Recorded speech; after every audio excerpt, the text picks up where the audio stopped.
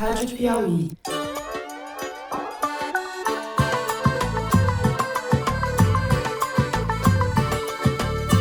Olá, sejam muito bem-vindos ao Foro de Teresina, o podcast de política da revista Piauí.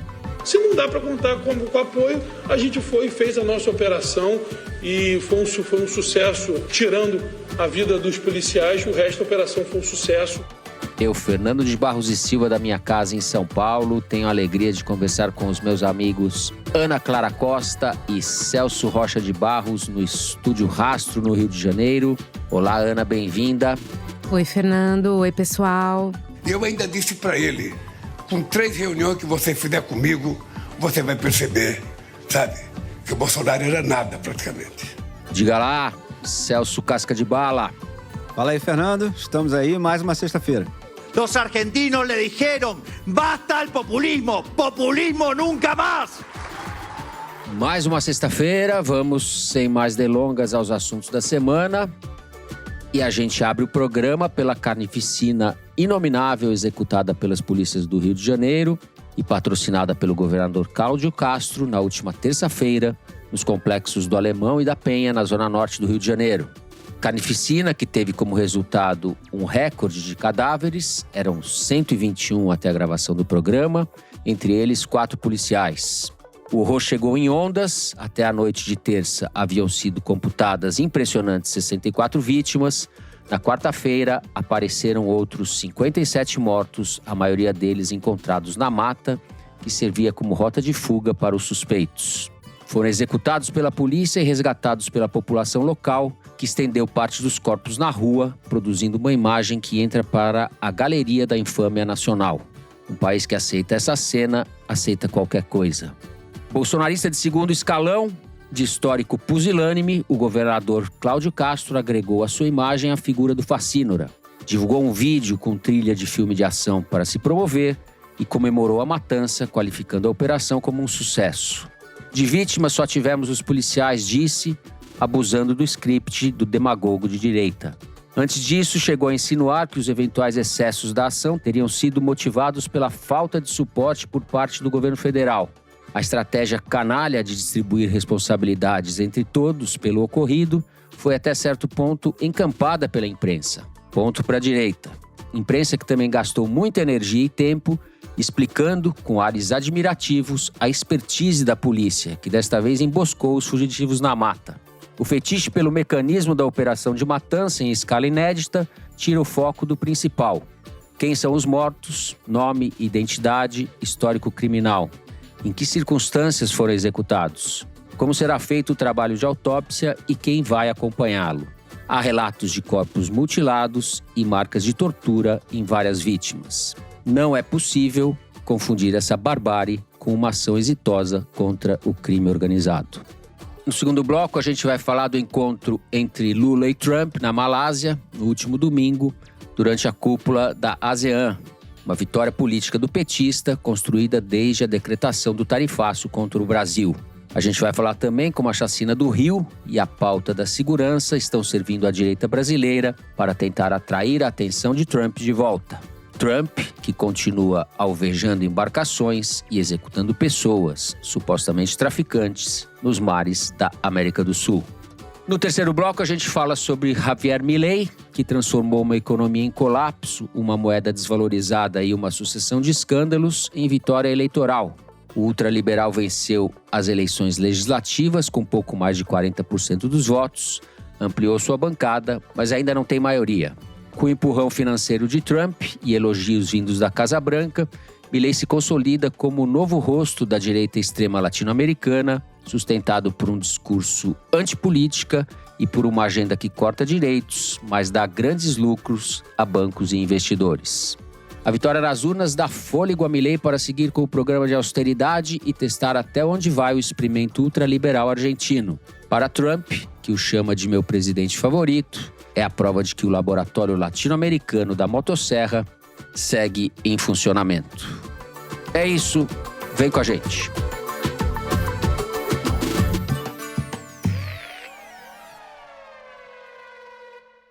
Muito bem. Celso, te passo a palavra. Enfim, tem tantas coisas para falar sobre essa tragédia dessa semana no Rio de Janeiro. Eu acho que a gente primeiro precisa chamar atenção pro fato que a gente ainda não sabe o que aconteceu. A história que o governo contou pra gente, o governo estadual do Cláudio Castro, é o seguinte. Havia 100 mandatos de prisão expedidos contra criminosos do Comando Vermelho que, segundo informações de inteligência, estariam no Complexo do Alemão. A operação teria sido realizada para cumprir esses mandados de prisão. E até agora, o governo Cláudio Castro ainda não informou quem eram as pessoas para quem havia mandado de prisão, quem eram as pessoas que foram presas, quem eram as pessoas que morreram, para a gente saber se os presos são aqueles caras que a polícia foi lá prender ou se eles estão entre os que morreram. Por exemplo, eu mandei um e-mail para a assessoria de comunicação do GAECO, o órgão do Ministério Público Combate Crime Organizado, perguntando isso. Quantos dos mandados de prisão foram cumpridos na operação? E eles me responderam quarta-feira, às 8 da noite, mais ou menos, dizendo que ainda não havia sido contabilizado. O que isso quer dizer, cara? Porque, assim, em geral, se a polícia vai lá, prende um cara, uma das primeiras coisas que eles fazem é avisar o juiz que mandou prender. Olha só, prendemos. Então, por que não avisou o GAECO ainda? Não há a menor possibilidade de ser difícil achar a identidade desses caras. Isso aí é meio como as atas eleitorais do Maduro, entendeu? O Maduro não quer me mostrar as atas eleitorais da eleição, eu não vou achar que estou em dúvida se ele ganhou ou não. Eu vou supor que ele perdeu, porque se ele tivesse ganho, ele tinha me mostrado. Então, da mesma forma, se o Cláudio Castro não quer me mostrar o nome dos presos, o nome dos mortos e o nome das pessoas que ele devia ter prendido, eu tô supondo que ele não prendeu os caras. E o único nome que a gente tem certeza que não foi preso é o DOCA, que em tese seria o principal alvo da operação. Seria o comandante do Comando Vermelho naquele lugar. Entraram na favela com 100 mandados e saíram com 120 cadáveres, né? Que não necessariamente são os do mandado, entendeu? É isso que é o negócio. Então, isso é importante por 2 motivos. Primeiro, tem uma possibilidade real de ter gente que morreu e não era acusado de nada. E a outra possibilidade é dos caras todos terem fugido.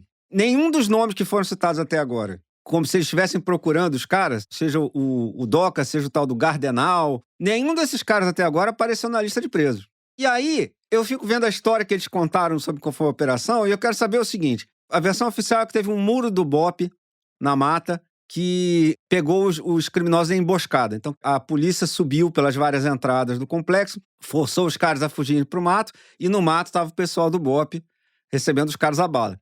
O DOCA e esses outros caras furaram o muro do BOPE, porque isso não deve ser fácil de fazer, o BOPE é muito bem treinado. Eles conseguiram fugir pelas outras saídas do Complexo do Alemão, o que implicaria que tinha gente na polícia do Cláudio Castro levando dinheiro para deixar os caras fugirem. Ele conseguiu se esconder dentro do complexo, mesmo a polícia tendo feito uma devassa geral por lá. O que aconteceu? Porque até agora a história que eles estão dizendo é que eles foram lá, fizeram lá o muro do BOPE, mataram os caras que eles dizem que são todos criminosos, e certamente deve ter criminoso ali no meio também, mas a gente não tem como saber quem é e quem não é. Claro que tem também. E não vamos romantizar aqui, não estou romantizando traficante, nem nada disso. De jeito nenhum, claro que não. O que a gente não pode fazer é o que eu vi muita gente fazendo essa semana na imprensa, comer na mão da polícia. A polícia não é uma fonte confiável nessas circunstâncias. Muito menos a polícia do Cláudio Castro. Não, e toda informação a gente tem que checar. E se o cara não tá querendo divulgar o nome dos caras, isso é um sinal muito ruim. Isso tem que acender um alerta vermelho para qualquer comentarista. Vamos ver se a história é essa que ele contou, entendeu? Agora, eles não sabem quem são, mas eles falaram na coletiva, né? Que eles devem ser os criminosos por causa da roupa, por causa do lugar onde eles estavam e por causa do contexto. Então, que mesmo sem perícia, eles já cravaram que todo mundo era criminoso. E aí você vê o racismo que existe nessa afirmação, né, enfim, todo tipo de preconceito dessa afirmação que uma autoridade pública fala numa coletiva de imprensa, né? Vamos combinar. Exatamente. Não, e fora o racismo do público, né? Porque a autoridade pública fala isso porque ela sabe que uma parte grande do público não vai se importar se os caras eram criminosos mesmo ou não. Exato. Então, olhar para os caras e falar, esses caras de algum jeito devem ser culpados de alguma coisa. Agora, não é só isso, né, gente? Porque, olha só, oficialmente, a operação foi uma tal de operação contenção, uma parte de um esforço das autoridades para conter a expansão do Comando Vermelho. O Comando Vermelho vem crescendo nacionalmente, depois de ter liderado a guerra das diversas facções menores aí do Brasil contra o PCC.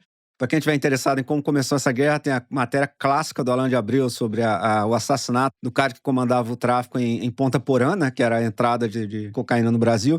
Isso desencadeou uma guerra de vários anos entre o PCC e as outras quadrilhas. E o Alan tem um livro sobre essa rota. Exatamente. Que é a Rota Caipira, né? Exato. O melhor lugar para vocês entenderem essas histórias todas são as matérias do Orlando de Abreu. E o Comando Vermelho também tem se beneficiado no Rio de uma certa crise de sucessão nas milícias. Morreu um miliciano importante uns anos atrás, houve uma briga de sucessão ali dentro. Resultado, o Comando Vermelho, nos últimos tempos, vem recuperando o terreno que eles tinham perdido para as milícias. O Doca, em tese, esse cara que a polícia queria prender, seria o cara que está comandando essa expansão. Agora, vamos entender o que quer dizer nesse caso conter a expansão do Comando Vermelho. Porque a polícia entrou no Complexo do Alemão na terça-feira e saiu. Ninguém bolou nenhuma estratégia para livrar a população do Complexo de Alemão do terror que é viver numa área ocupada pelo crime organizado. Então, assim, eu garanto para você que hoje a quantidade de cocaína sendo vendida no Complexo do Alemão já deve ser a mesma que era na semana passada. Eu garanto para vocês que a população do Complexo do Alemão vai ter que pagar aquelas taxas todas para o Comando Vermelho, como pagou mês passado, taxa de gás, taxa de gato-net, aquelas coisas todas. A polícia não fez absolutamente nada para combater isso, porque isso envolveria ocupar o Complexo do Alemão com o Estado, não só com a polícia, mas com escola, com saúde, com essas coisas todas. E o governo do Cláudio Castro não tem proposta nenhuma para fazer nada disso. Nem no Complexo do Alemão, nem nas áreas que eles estão querendo evitar que o Comando Vermelho conquiste. O Comando Vermelho não conquistar essas áreas não quer dizer que a população vai ficar livre do domínio do crime. Quer dizer que elas vão ficar controladas ou pelas milícias, ou pelo Terceiro Comando Puro, que é o principal rival do Comando Vermelho do Rio de Janeiro, ou pelo PCC, no resto do Brasil, que é o grande rival do Comando Vermelho em nível nacional. Então, é bom ter essa perspectiva. A operação toda é para garantir que áreas que estão sob controle das milícias, ou do PCC, ou do Terceiro Comando, não sejam tomadas pelo Comando Vermelho, porque tem a expectativa que o Comando Vermelho se tornaria forte demais. Mas essas áreas não foram recuperadas do crime. Assim, a gente não conseguiu expulsar o crime dessas áreas que o Comando Vermelho não vai conquistar. Não houve nenhuma iniciativa para isso, não há nenhum planejamento do governo Cláudio Castro para isso. Então, esses 4 policiais que morreram e essas pessoas todas que morreram durante a operação, essas pessoas morreram para evitar que comunidades que são controladas pelas milícias, pelo Terceiro Comando ou pelo PCC nacionalmente, passem para o Comando Vermelho. É só isso. Então, assim, ninguém aqui está falando de livrar nenhum centímetro de território do Rio de Janeiro do controle do crime organizado, que é o problema principal da cidade. Porque o problema principal da cidade não é tráfico de cocaína, não é que tem um cara vendendo cocaína e tem um cara comprando. O problema principal é que essas quadrilhas, inclusive as milícias, que nem sempre fazem tráfico, ocupam o território e extorquem a população, passam a cobrar taxas, passam a impor as regras mais arbitrárias possíveis. Esses moradores não vivem num regime democrático, eles vivem numa ditadura local. As milícias que são formadas por policiais e ex-policiais, né? Por autoridades públicas, exatamente. Sem contar o fato que também, se você for procurar o tráfico, tem inúmeras conexões na máquina pública, né? Ele não sobreviveria sem isso. Então, assim, o que a gente precisa discutir a sério é o seguinte: o professor Ricardo Ballesteri, do INSPER, falou uma coisa na Globo News que eu achei muito interessante. Por que os bairros de classe média para cima têm policiamento e a favela tem operação? Por que não tem delegacia na favela que basicamente patrulha as ruas da favela e garanta um nível mínimo de tranquilidade para as pessoas, inclusive para garantir que seus filhos não vão ser recrutados pelo tráfico? Porque você vê as famílias chorando lá pelos mortos no Complexo do Alemão. Tinha um avô que deixou todo mundo arrasado vendo o depoimento dele. Ele criou o neto como se fosse filho dele, o filho dele morreu e ele disse: você perde o seu filho 2 vezes, né? Uma vez quando ele vai pro crime, outra vez quando morre. Então, assim, por que a polícia não estava lá para garantir que o tráfico não recrutasse esse garoto, entendeu? Como, por exemplo, foram as UPPs durante o governo Sérgio Cabral, que depois acabou porque o governo Sérgio Cabral foi um desastre, quebrou o Estado, enfim. Mas quando a gente não tiver uma coisa de ocupar o território que está ocupado pelas organizações criminosas, o que a gente vai ter é isso, entendeu? Uns negócios que servem de vez em quando para a direita ganhar voto, que deixam a situação da cidade do Rio exatamente igual, a não ser pela morte de gente que podia estar viva. Por um lado, é mais do mesmo, mas eu acho que a gente está diante de uma coisa nova, não só na escala. A gente está diante de uma coisa nova, porque essa coisa de chamar traficante de narcoterrorista tem muitas implicações. Mas uma das implicações que talvez o Cláudio Castro não tenha se tocado é o seguinte: crime de terrorismo não é combatido pelo governo do Estado, é combatido pelo governo federal. Se você quisesse identificar o Comando Vermelho como terrorista, o Cláudio Castro teria que transferir para o Lula o comando do combate ao Comando Vermelho.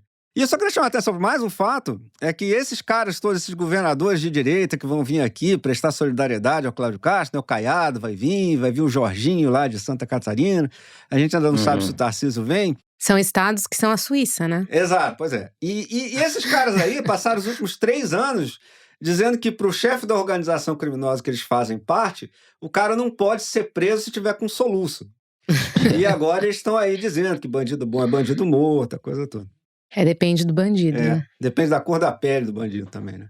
E olha só, para quem tem dúvida por que as igrejas evangélicas se expandem tanto no Brasil, no dia seguinte da operação, enquanto o poder público foi embora para fazer festa e propaganda para a direita, a Igreja Universal montou uma barraquinha no Complexo do Alemão para distribuir água e fazer orações junto com as famílias que estavam ali chorando. Ana Clara. Bom, falando do nosso personagem Cláudio Castro, embora tenha ficado menos de 2 governos, né, até agora no poder, ele é o governador que mais fez operações com vítimas fatais no Rio de Janeiro. Então, ele era governador quando houve o massacre de Jacarezinho, que matou 28 pessoas, e ele era o governador quando houve o massacre da Vila Cruzeiro, que matou 23 pessoas. Com mais essas 121 vítimas, que podem ser mais vítimas, né? Enquanto a gente está gravando o programa, são 121 pessoas, mas tem pessoas não identificadas ainda. Então, ele se torna o governador que mais matou em operações policiais entre todos do Rio de Janeiro.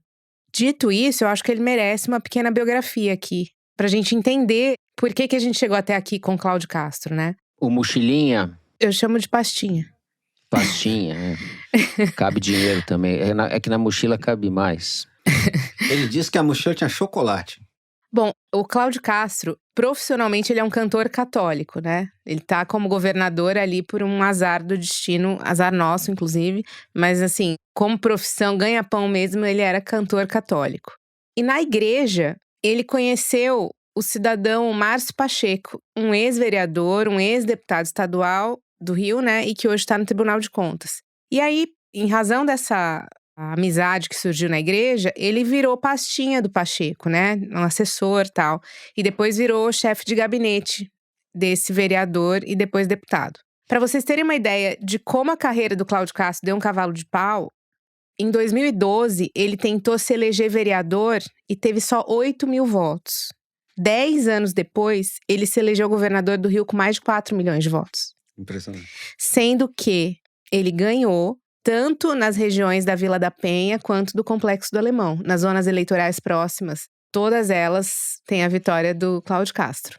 O Pacheco, ele era do PSC, que é esse Partido Social Cristão do Rio, que é um partido nanico. E o Cláudio Castro, como era pastinha dele, se filiou também. E, eventualmente, ele conseguiu se eleger vereador em 2016. Quando o Witzel surge, também no PSC, a vida do Cláudio Castro muda, e também por acaso. O Witzel queria ser candidato ao governo do estado de qualquer jeito. Mas não havia uma coalizão possível porque nenhum partido queria formar uma chapa com um juiz sem nenhuma experiência política, querendo já de cara ser governador do Rio de Janeiro.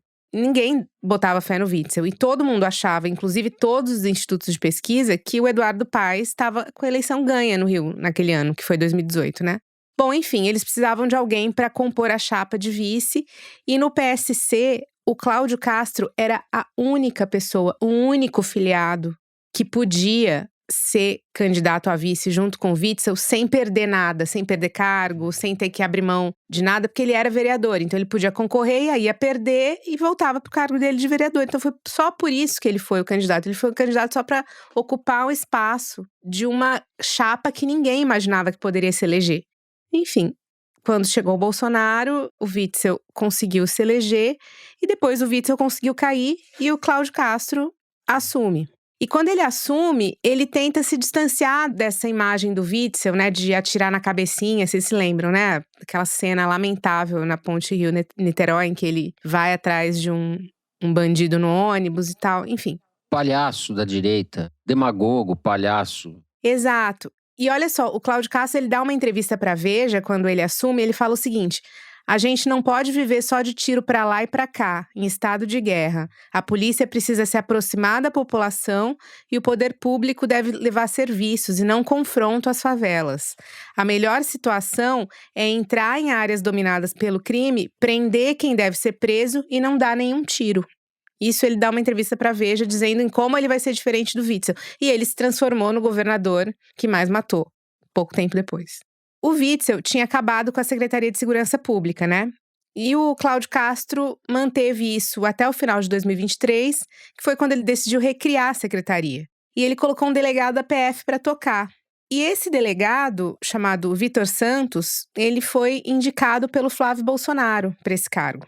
Ele é da turma bolsonarista da PF. Por exemplo, esse Vitor Santos, que é o atual secretário de Segurança Pública do Rio, ele comandava a Polícia Federal de Brasília quando a sede da PF foi depredada por manifestantes. Aquele cenário de guerra que a gente viu no final de 2022, antes da posse do Lula. Dia 12 de dezembro. Exato, e vocês se lembram que tudo foi depredado, queimado, ônibus, e ninguém foi preso. Primeiro, a polícia não conseguiu pegar ninguém e era a sede da Polícia Federal. O Vitor era o superintendente da Polícia Federal do DF naquele momento. Opa! Ele era o chefe da Polícia Federal em Brasília quando houve o 8 de janeiro. Ele ainda era, ele só foi trocado depois.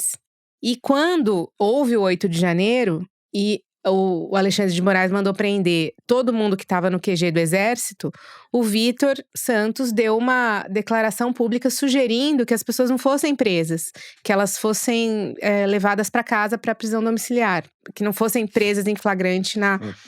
Então, esse é o secretário de Segurança. E o Alan de Abreu, que a gente já falou aqui dele, aliás, o Alan acabou de ganhar o prêmio Vladimir Herzog. Parabéns para ele. Merecidíssimo. Parabéns mesmo. Ele fez uma reportagem sobre a influência do bolsonarismo na PF em 2021 e ele menciona que o Vitor tinha sido investigado dentro da PF por falsidade ideológica, por lavagem de dinheiro e tinha fama de andar com miliciano.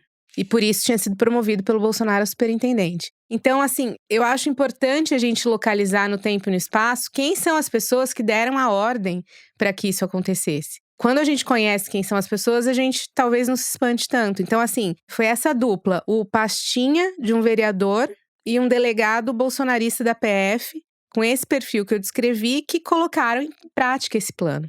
O Vitor, ele deu uma declaração depois em coletiva que mostra, né, como eles não sabem diferenciar o que é a comunidade e o que é bandido. Para eles é tudo igual, né? Então ele fala o seguinte: são 9 milhões de metros quadrados de desordem na Penha e no Alemão. Ou seja, todo o complexo é contaminado, né, na avaliação dele. Você não tem figuras ali que cometem crimes. Para ele, toda a população que vive lá que… É como se ninguém lá trabalhasse, cuidasse da sua família, enfim. Exato. E ele ainda diz que as mortes dos civis foi um dano colateral muito pequeno.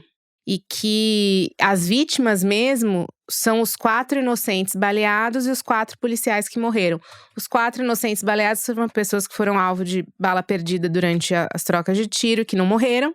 E os 4 policiais. De resto, não tem perícia, mas tinha o contexto, tinha a roupa e tinha a cor. Eu fico pensando aqui no massacre do Carandiru. Eu fui ao Carandiru, inclusive, naquela época. Algum tempo depois fiz uma matéria grande para a Folha e eu me recordo que os jornalistas e a imprensa de maneira geral, a imprensa burguesa, ficou evidentemente contra o que tinha acontecido. Eu não vejo isso agora. Eu vejo uma mudança de ambiente dentro do jornalismo, inclusive, que é um sinal dos tempos, assim, para pior. Eu não estou querendo ser leviano porque teria que pegar e acompanhar a cobertura da época e tal, mas o meu testemunho, a minha memória é de que aquele horror foi entendido como horror.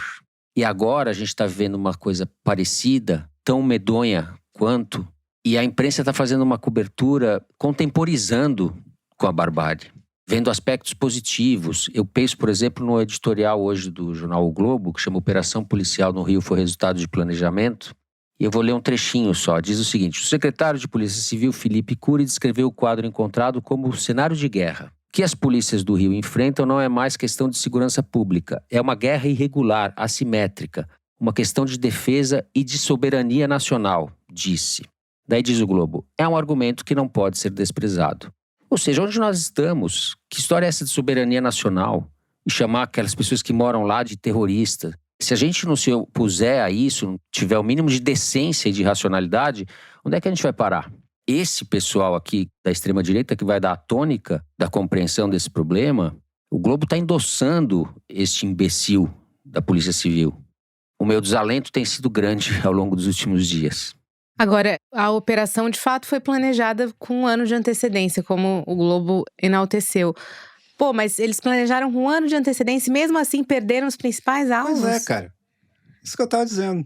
E realmente, até é uma reportagem do Estadão que saiu na noite de quarta-feira, do Arthur Guimarães. Ele teve acesso à parte da investigação e a polícia conseguiu acessar a nuvem de alguns desses líderes, mensagens de celular, e em posse dessas informações eles conseguiram mapear a rede, né, de bandidos e o que eles estavam fazendo e o que eles estavam planejando e tal.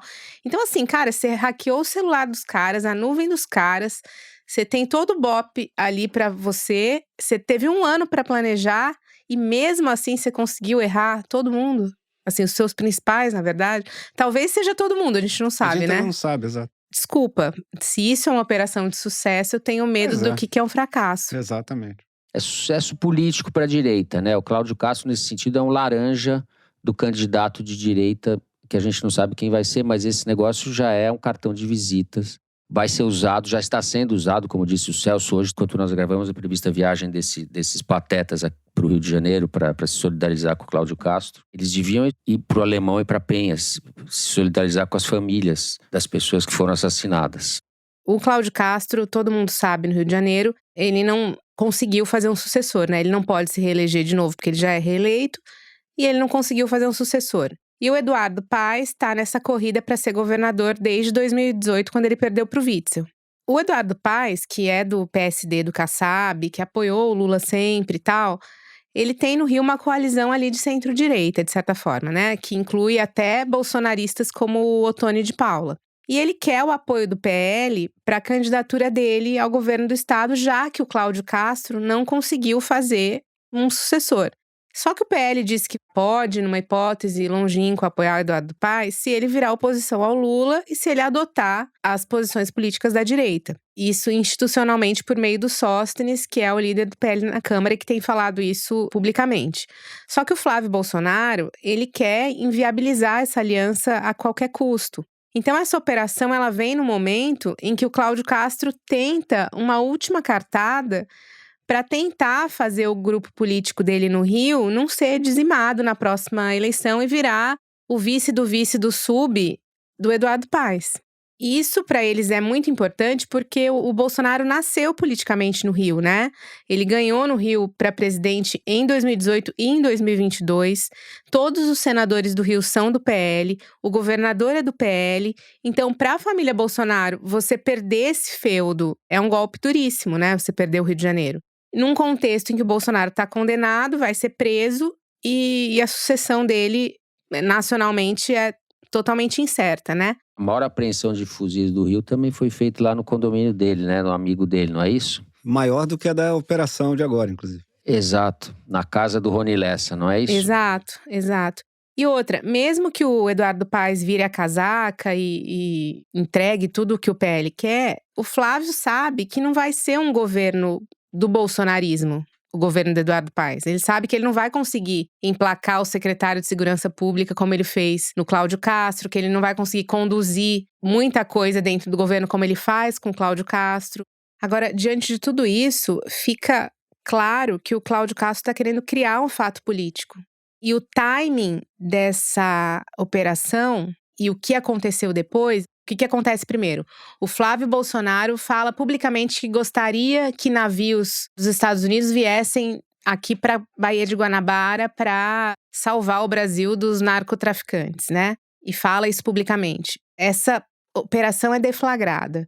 Em seguida dessa operação, o Cláudio Castro já vai para a imprensa dizer que o governo não ajudou, que o governo não mandou blindado. Como se mandar blindado fosse resolver alguma coisa. Óbvio. E ele mentiu, né? E era mentira, exatamente. E era mentira.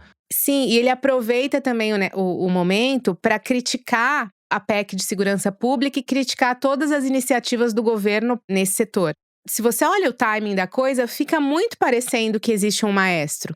E logo em seguida, o Eduardo Bolsonaro, nas redes sociais, começa a se colocar como o Bukele, que é o presidente de El Salvador, que tem essa agenda da força bruta e, enfim, nenhum apego às instituições democráticas por ali. E que tem inspirado muita gente na América Latina e o Eduardo Bolsonaro é um deles.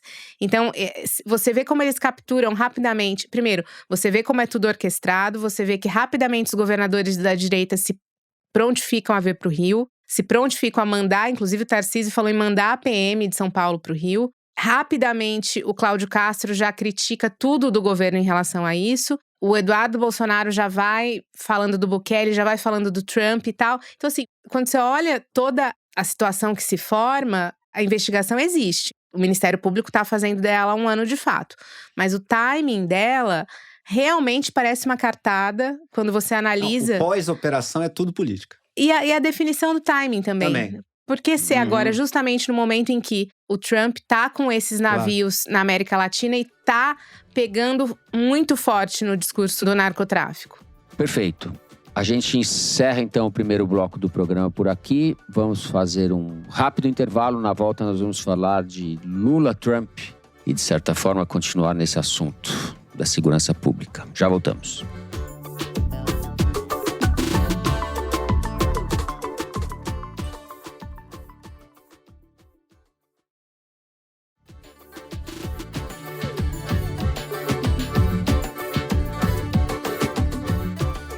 Muito bem, estamos de volta.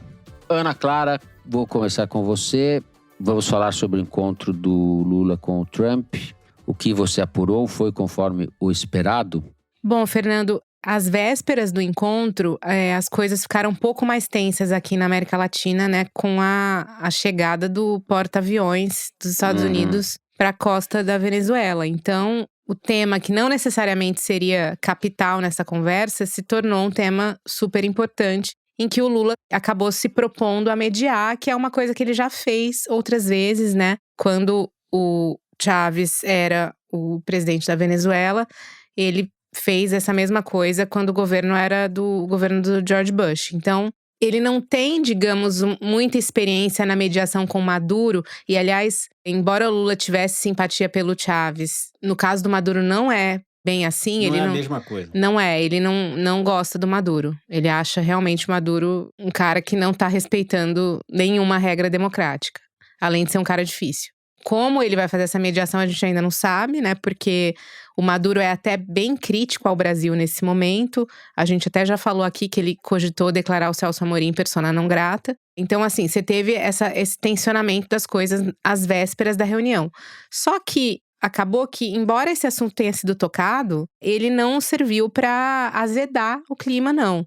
E eu, conversando com algumas fontes e até assistindo a própria coletiva do Lula que ele deu depois, eu até separei algumas frases, assim, que mostram a autoestima inabalável do Lula, né? Autoestima em expansão, é que nem o universo, está em expansão infinita. Exato. A autoestima cresce com a idade, né? A idade avança e a autoestima também. Pois é. Ele fala, eu até pensei umas frases, ele fala assim: o Trump sabe que rei morto é rei posto, ele sabe que o Bolsonaro faz parte do passado. Eu falei pra ele, com 3 reuniões que você fizer comigo, você vai perceber que o Bolsonaro não é nada praticamente. Porra. E aí ele falou uma coisa que supostamente o Trump se mostrou surpreso. Ele disse que além de todo o plano do golpe ter sido algo muito sério, ele falou, tinha um plano pra matar a mim, e aí ele comete uma gafe. Ele fala, um plano pra matar a mim, o meu vice e o presidente Alexandre de Moraes. Opa! A conversa, pelos relatos que eu ouvi, obviamente, da parte brasileira, ela não foi tensa, ela foi amigável e as expectativas são boas. Tanto que está acontecendo tudo o que está acontecendo no Brasil, ou seja, a direita está tentando colocar essa pauta da segurança pública como sendo o calcanhar de Aquiles do governo, como se o governo estivesse passando pano para bandido e etc. O discurso nas redes vai um pouco nessa linha. E assim, pelo que o Eduardo Bolsonaro já fez nos Estados Unidos, eu acho que a gente não erra em imaginar que talvez ele esteja fazendo isso agora. A mesma estratégia de tentar envenenar os canais de comunicação ali com esse discurso de que o governo beneficia o tráfico. Caso ele esteja fazendo, ainda não surtiu nenhum efeito. E realmente, quando você vê, assim, parece que existe uma articulação internacional, parece que eles fazem parte de um grupo internacional ideológico e muito articulado, porque tão logo a operação aconteceu e começou a haver um ataque ao governo, né? Pelo suposto fato de o governo não ter ajudado, que depois se provou uma mentira, porque o governo não foi consultado, o Milei rapidamente declarou o PCC e o Comando Vermelho como organizações terroristas, que é o projeto de lei que a direita quer aprovar e que o Tarcísio disse que vai mandar o DERIT para Brasília para tentar relatar esse projeto. Então você vê que existe uma conversa, uma articulação. Foi muito rápido para o Milei declarar esses dois grupos como terroristas na Argentina. Então fica muito implícito que existe um contato ali. Então assim, não me espantaria que o Eduardo Bolsonaro tivesse com as fontes dele no Departamento de Estado tentando emplacar essa versão. O que dá pra gente dizer com certeza é que caso isso tenha sido feito, não funcionou. Porque até agora, nenhum oficial do governo Trump emitiu nenhuma vírgula sobre esse assunto no Brasil. Agora, a gente tem hoje a PEC de Segurança Pública, que está numa comissão especial desde abril, e ela não anda. Ela é relatada na comissão especial por um deputado da oposição, que é o deputado Mendonça Filho, do União Brasil de Pernambuco, que até agora não apresentou o relatório dele. O PL, que é o principal partido da oposição, tem dito, dia sim, dia também, que a pauta única do partido é a anistia do Bolsonaro, ou seja, ele não está interessado, pelo menos não até segunda-feira. Essa proposta de emenda constitucional tem sido bombardeada pelos governadores, foi bombardeada peles governadores, eles são contra, os governadores de direita. Eles são contra porque ela coloca a Polícia Federal em tudo e eles não querem perder a autonomia, ou melhor, eles acham que isso implicaria em perder a autonomia, né? O que tem na pauta? Além da PEC, que estava travada e que agora eles vão tentar aproveitar o timing dessa operação para destravar, o governo também apresentou um projeto de lei que tem sido chamado de projeto antifacção, que é um projeto que cria um novo tipo de crime, um novo tipo de modalidade penal, que é a organização criminosa qualificada, que é onde se enquadraria o PCC ou o Comando Vermelho, e que tem um outro tipo de previsão legal. Inclusive, o texto prevê a possibilidade de infiltração de policiais em organizações criminosas, a criação de empresas fictícias para ajudar a investigar e a desbaratar os esquemas das facções, aumenta a pena para quem integra organização criminosa, que hoje é de 3 a 8 anos para 5 a 10 anos de prisão.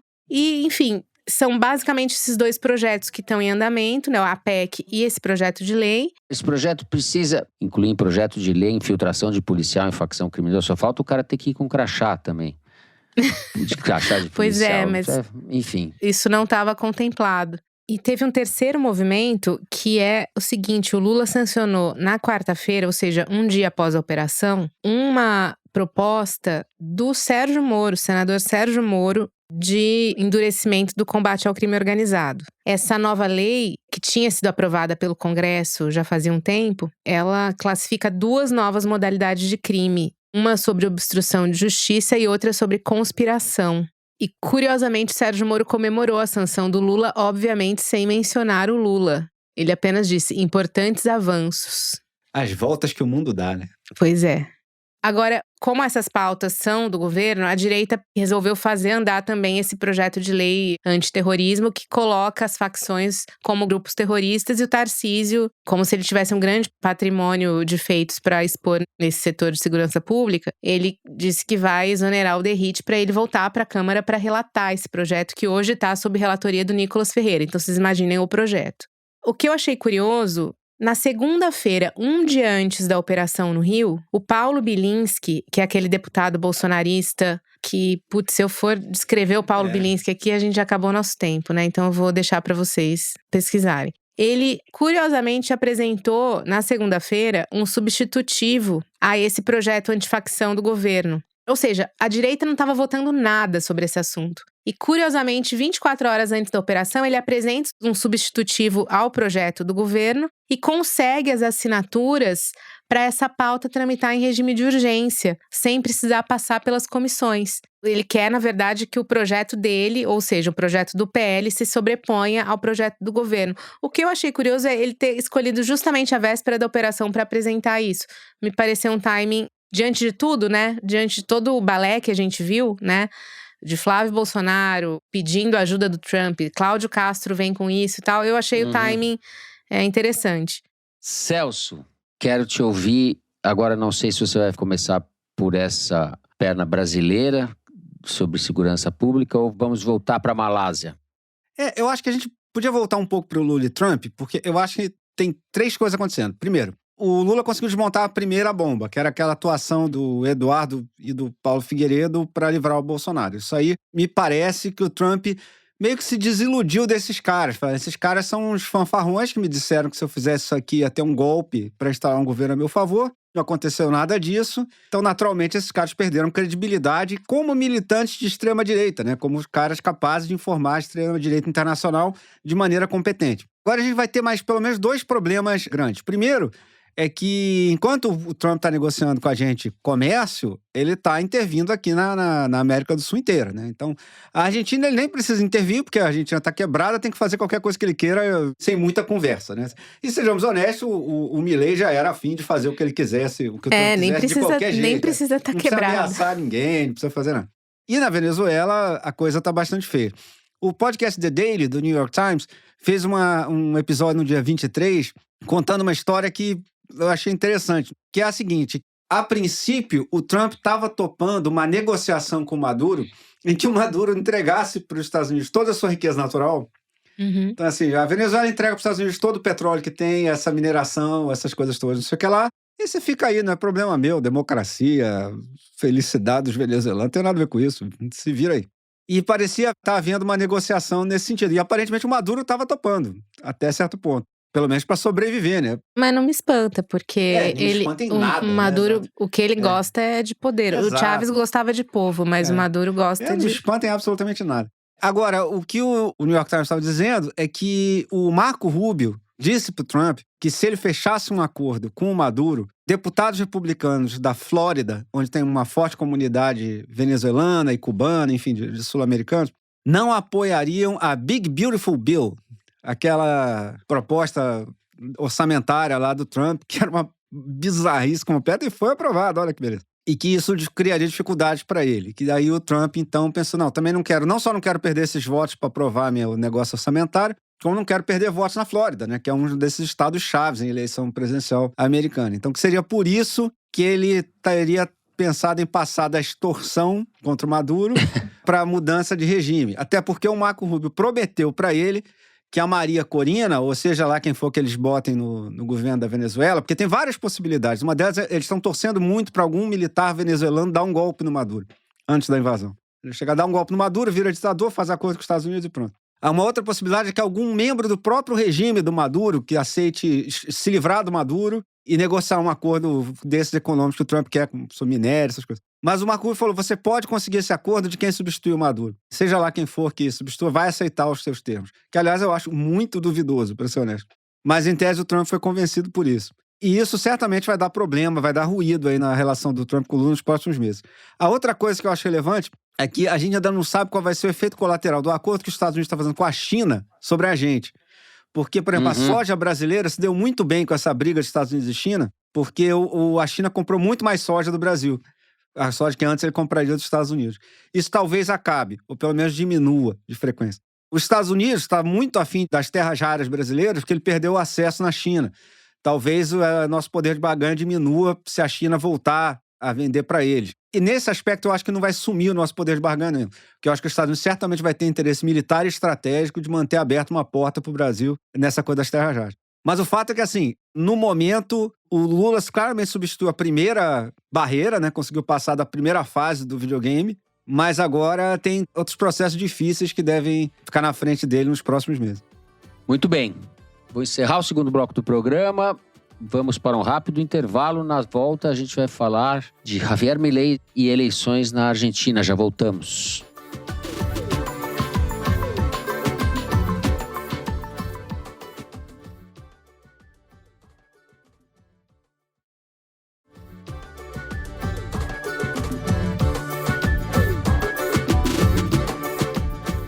Muito bem, estamos de volta. Celso, vamos começar com você. Foi surpreendente esse resultado na Argentina, certo? Então, Fernando, o Milei teve uma vitória importante nas eleições legislativas. Ele não conseguiu, assim, uma bancada gigante que permitisse a ele aprovar o que ele quisesse, mas já facilitou muito a vida dele. Se você somar os votos do partido dele com os votos do partido do Macri, aquele ex-presidente argentino que apoia o Milei, dá uma bancada bastante significativa. E 2 fatores parecem ter pesado para essa vitória do Milei, em uma situação que a popularidade dele já não está lá, essas coisas, e o brilho inicial do governo dele claramente já passou aos olhos da população argentina. Primeiro, é que ficou claro que a ajuda dos Estados Unidos à economia argentina dependeria de uma vitória do partido do Milei. E, no momento, a Argentina não tem como dispensar essa ajuda. A situação econômica da Argentina é muito ruim. Assim, a Argentina só não quebrou nos últimos meses por causa desse dinheiro que os Estados Unidos jogou lá. Eles têm um problema do câmbio supervalorizado lá, eles não sabem como desvalorizar isso de maneira que não gere inflação, que não desorganize a economia. Mas os especuladores internacionais sabem que está supervalorizado e, enfim, o mercado torce para ele ganhar a eleição, mas vai quebrar ele do mesmo jeito, se for necessário para ganhar dinheiro. Parte da população provavelmente pensou nisso. Isso me lembra um pouco a eleição presidencial brasileira de 98. Para quem não se lembra, o Brasil já estava na crise do Plano Real, já estava claro que o câmbio ia ter que ser desvalorizado. O Brasil chegou muito perto de ter uma crise de quebradeira geral. As reservas internacionais caíram muito. O FMI veio ajudar o Brasil. E, em parte, a população votou no FHC pensando assim, cara, vamos ver se esse cara ainda consegue evitar uma quebradeira, consegue evitar alguma coisa.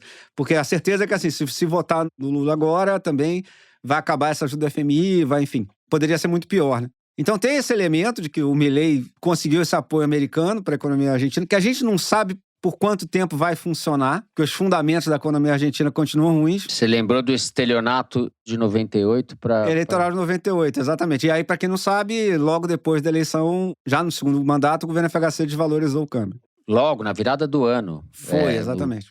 E foi um caos, enfim. Ele se elegeu em outubro e continuou no cargo, né? Porque ele já era o presidente. E em janeiro estourou, né? Exato. E aí o segundo fator é que, aparentemente, a população argentina não está gostando muito do Milei, mas está gostando menos ainda dos peronistas, né? Da oposição, do principal partido de oposição. A avaliação geral é que os peronistas contaram muito que talvez eles ganhassem parados essa eleição, né? Talvez eles ganhassem só por causa da rejeição ao Milei. O que não aconteceu, em primeiro lugar, porque deve ter tido gente que falou eu não gosto do Milei, mas gosto menos dos peronistas. E muita gente se absteve. Teve uma abstenção recorde nessa eleição. Que provavelmente é o pessoal que não está mais com vontade de votar no Milei, mas não quer voltar a votar nos peronistas. Então o Partido Peronista precisa encarar essa derrota como um sinal de que eles precisam reformular seu discurso, escolher novas lideranças, entendeu? Porque eles não vão conseguir ganhar uma eleição majoritária enquanto a opinião pública estiver no ponto que está agora. E uma outra coisa notável que aconteceu nessa eleição é que o Milei agora vai contar com o apoio de partidos ligados a governadores de província na Argentina. Então, esses governadores conseguiram eleger uma bancada própria que não é necessariamente mileizista, mas que topa negociar com o Milei. E o Milei festejou isso. Não, gostei que em várias províncias o segundo partido mais votado é ligado a esses governadores, etc., que topa negociar, são racionais, etc. E isso pode ser uma mudança na estrutura de longo prazo da economia argentina, que pode ser a formação de uma espécie de centrão argentino. Essa configuração de poder estadual com uma certa flexibilidade para negociar com quem ganhar a eleição presidencial é muito característica do centrão brasileiro, né? É uma coisa a ser observada para as eleições futuras se isso vai se consolidar, se a política argentina vai ficar menos polarizada do que vem sendo desde sempre, né? Entre peronistas e antiperonistas. Agora, o problema é o seguinte, o Milei agora conseguiu pular, é que nem o Lula ganhou lá uma fase do videogame, agora tem que encarar outra. Ele passou numa fase de videogame e agora a fase é muito mais difícil, porque ele vai ter que resolver o negócio do câmbio. E agora, com uma situação mais confortável no Congresso, é provável que ele comece a propor reformas que são impopulares mesmo, que são mais difíceis de passar. E ele vai conseguir fazer isso de maneira politicamente sustentável, a tempo disso ter um efeito macroeconômico. O cenário argentino ainda é muito difícil. Muito bem. Uma pequena aula de Celso Casca de Bala. A Ana citou o Bukele no bloco anterior e o Milei agora são as duas referências da direita extrema, de boa parte da direita brasileira no continente, né? É isso. Um na área de segurança, outro na área da economia. Juntar a motosserra com o soco inglês ali, com o cacetete. Ana Clara. Bom, com essa grande vitória que o Milei teve nas eleições legislativas, talvez a principal oposição a ele hoje se encontre nos Estados Unidos mesmo, no próprio Congresso americano. Por quê? Bom, primeiro, essa ajuda de 20 bilhões de dólares em swap cambial que o Trump ofereceu para a Argentina, em troca de o Milei conseguir apoio nessas eleições, apoio dos outros partidos, inclusive, né? Isso não pegou bem para ele, porque a ideia é que todo o dinheiro vá para os Estados Unidos, não para países amigos, né? Então isso foi alvo de crítica entre a própria base dele republicana. Aconteceu um outro episódio que foi a questão da carne. Os Estados Unidos acabaram aumentando muito as compras de carne da Argentina em razão da falta da carne brasileira. E os pecuaristas americanos, eles estavam totalmente insatisfeitos com essa situação e fizeram, enfim, várias manifestações contra, porque eles não queriam que essa carne fosse comprada. Eles queriam que eles pudessem abastecer a preços altos a população americana. Só que o Trump, sensível à questão inflacionária, não quer. Primeiro, ele pediu para os produtores abaixarem o preço artificialmente, né? O que, digamos, não foi aceito. Depois, ele disse que ele ia comprar carne da Argentina. E, curiosamente, eu acho que a gente tem que olhar que as exportações de carne do Brasil para a Argentina aumentaram muito também recentemente nos últimos meses. Sim. Então, o que leva a gente a crer que tem muita carne brasileira que está indo para os Estados Unidos via Argentina. Certeza. As associações negam, tá? Essa triangulação. Mas, assim, 2 fatos. As exportações brasileiras de carne para a Argentina aumentaram e as exportações argentinas de carne para os Estados Unidos aumentaram. 2 fatos inegáveis. Se estão relacionados, não sabemos. É para se ver, né? Exato. Não chega a ser um silogismo aristotélico, né? Logo, parará, as carnes brasileiras estão indo para a Argentina, mas é quase. É uma suposição. Não é um silogismo, mas é uma boa suposição.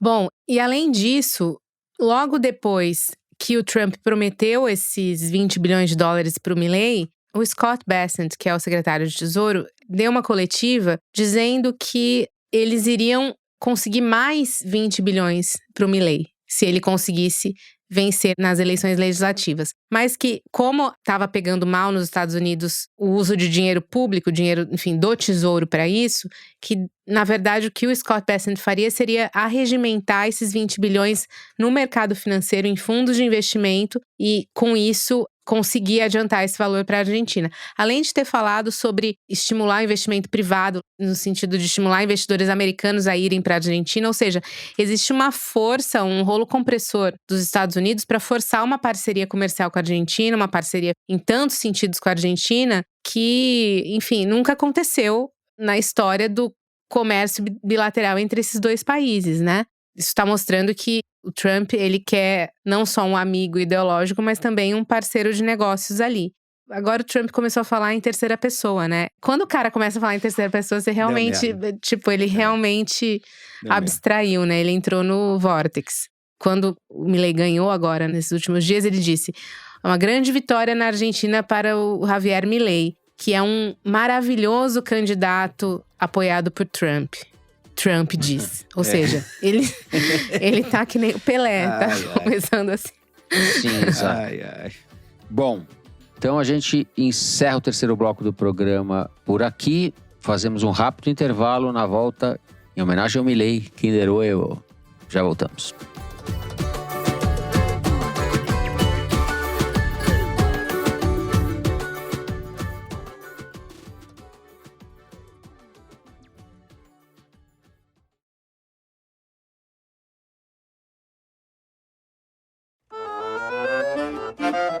Muito bem, voltamos e agora é hora de você, diretora, apertar o botão da maldade. Solta aí o Kinder Ovo. A elegância moral e intelectual se nota invariavelmente na forma afável com que abranda as tensões dos que dele se aproximam, apaziguando-os quanto à sua boa disposição para ouvir com aplicação serena e ânimo paciente. Nossa, Mari. Gonê? Puxa, Celso, Pô, até que hoje eu acertei um cara razoável. Gonê? É, total Gonê. Eu não acertaria. O Celso vai empilhando. Pô. Não, essa até fugir do meu padrão, né? Porque é um cara razoável. Celso ganhando fora de sua especialidade. Para os anais, quem fala é o Procurador-Geral da República, Paulo Gonê, em declaração na posse de Edson Fachin como presidente do STF. Muito bem, casca de bala. Eu vou começar a pagar propina para você. Vou pegar a mochilinha do Cláudio Castro para ver se eu ganho alguma coisa aqui. Vamos fazer bet de quem ganha, né? Encerramos assim o Kinder. Vamos para o melhor momento do programa, Correio Elegante, e eu começo então com uma mensagem do Rafael Valadão. Ele diz o seguinte: ouço o foro desde o pandêmico ano de 2020 e recentemente apostei com meu orientador que essa mensagem seria lida no próximo programa. Arriscado. Se a mensagem for lida, eu ganho a obra completa de Karl Marx como presente de aniversário. Me ajudem a abrilhantar a biblioteca. Mandem um abraço para o Carlos Sávio Teixeira, meu orientador, fiel ouvinte do foro e responsável por me fazer ler pela primeira vez o excelente livro do Celso Casca de Bala. É o Rafael Valadão que vai ganhar a obra completa do Marx, ele vai ganhar o Capital. Tem livro pra caramba, hein? Pois é, vai ter que ler, hein, Rafael? Fichamento na minha mesa. Eu acho que ele vai ganhar o Capital, que tem 3 volumes já. O Capital tem 2 edições lindas, uma da Ubu e a outra da Boitempo. Não vale resumir no ChatGPT. A obra completa do Marx, você vai gastar um bom pedaço da vida aí lendo. E um abraço aí pro Carlos Sávio, o orientador dele. Se não me engano, ele fez uma tese sobre o pensamento do Mangabeira Unger. Tá vendo? O Celso tá na seara dele. É tudo subversivo. O Mangabeira Unger hoje em dia é um negócio meio esquisito, mas os livros antigos deles eram bons. Vamos lá. O Matheus Cansado postou no Spotify: entre fofocas, fufucas e fufuques, a missão de analisar a política no Brasil é um exercício constante de coragem e resiliência. E é um alento poder contar com o Foro de Teresina, com os furos precisos e a sabedoria de Ana Clara, as análises embasada e o humor do Casca de Bala e a condução magistral do Fernando. Vocês são a melhor e mais necessária companhia. Vida longa ao Foro. Pô, Matheus, obrigada. Matheus, brigadão. E, pô, como é que é? Fofocas, fufucas e fufuques. Ficou muito bom, cara. Obrigada, valeu. A condução Adorei. magistral, eu vou enquadrar isso aqui. Viu? É fácil, com esses dois fica fácil. O Rafael Obate mandou assim: só queria agradecer a vocês. Esse fim de semana corri uma meia maratona em Aracaju e durante muitos treinos longos foram as análises embasadas e os furos de Teresina que acompanharam quilômetros afora. Obrigado adiantado pela companhia que ainda me farão em treinos e viagens por aí. Rafael, antes de mais nada, queria manifestar minha imensa inveja de você. Eu corro, só que eu corro mal pra cacete, entendeu? Fui numa corrida domingo passado, tinha um tempo horroroso. Então fica aqui minha admiração por você. Caramba, obrigada, Rafael. Obrigada, muito legal, Rafael. Bom, o que é bom dura pouco, o que não é tão bom também acaba. Então a gente vai encerrando o programa de hoje por aqui. Se você gostou, não deixe de seguir e dar 5 stars pra gente no Spotify. Segue no Apple Podcast, na Amazon Music, favorita na Deezer e se inscreva no YouTube. Você também encontra a transcrição do episódio no site da Piauí. Foro de Teresina é uma produção do Estúdio Novelo para a revista Piauí. A coordenação geral é da Bárbara Rubira, a direção é da Mari Faria, com produção e distribuição da Maria Júlia Vieira. A checagem é do Gilberto Porcidônio, a edição é da Bárbara Rubira, da Carolina Moraes e da Mari Leão. A identidade visual é da Amanda Lopes, a finalização e mixagem são do João Jabassi e do Luiz Rodrigues, da Pipoca Sound. Jabassi e Rodrigues, que também são os intérpretes da nossa melodia tema. A coordenação digital é da Bia Ribeiro, da Emily Almeida e do Fábio Brizola. O programa de hoje foi gravado aqui na minha choupana em São Paulo e no Estúdio Rastro do Dani Di, no Rio de Janeiro. Eu me despeço então dos meus amigos. Tchau, Ana. Tchau, Fernando. Tchau, pessoal. Tchau, Celso. Tchau, Fernando. Até semana que vem. É isso, gente. Uma ótima semana a todos. Até a semana que vem.